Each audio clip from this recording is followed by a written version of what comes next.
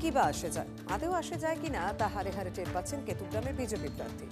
কেতুগ্রাম বিধানসভায় ভোটের লড়াইয়ে একই নামে দুই প্রার্থী, এক মথুরা ঘোষ লড়ছেন বিজেপির টিকিটে, আর একজন লড়ছেন নির্দল প্রার্থী হিসেবে।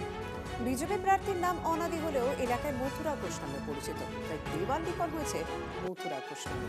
অন্যদিকে তৃণমূল বুথ সভাপতির পদ ছেড়ে নির্দল প্রার্থী হিসেবে মনোনয়ন জমা আর এক মথুরা ঘোষের। ইভিএমে বিজেপি প্রার্থীর নাম থাকবে অনাদি ঘোষ, নির্দল প্রার্থীর নাম থাকবে মথুরা ঘোষ হিসেবে। ভোট কাটতে সব তৃণমূলের চক্রান্ত অভিযোগ বিজেপি, যদিও সব অভিযোগ উড়িয়েছে তৃণমূল শিবির।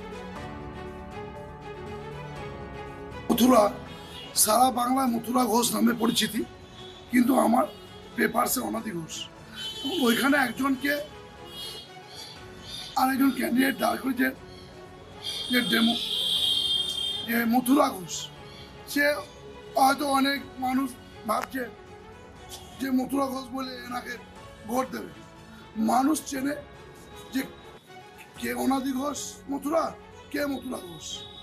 এইভাবে যে বাঁধা দিয়ে যে ভোট কাটানো যায় না।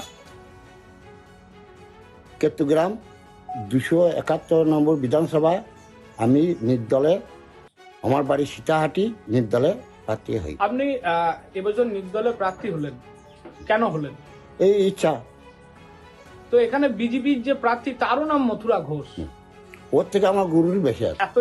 এত এবছর ভোটে নাম তালিকায় বাদ গেছে, তারপরেও কি আশা করেন যে আপনি ভোট পাবেন নির্দলে? হ্যাঁ, আমি জিতবো। আপনি কি রাজনীতির সঙ্গে যুক্ত আছেন? হ্যাঁ, আছি। কি রাজনীতি করেন? আমি আগে করতাম সিপিএম থেকে তৃণমূল, তৃণমূল থেকে আবার নির্দলে টানালাম।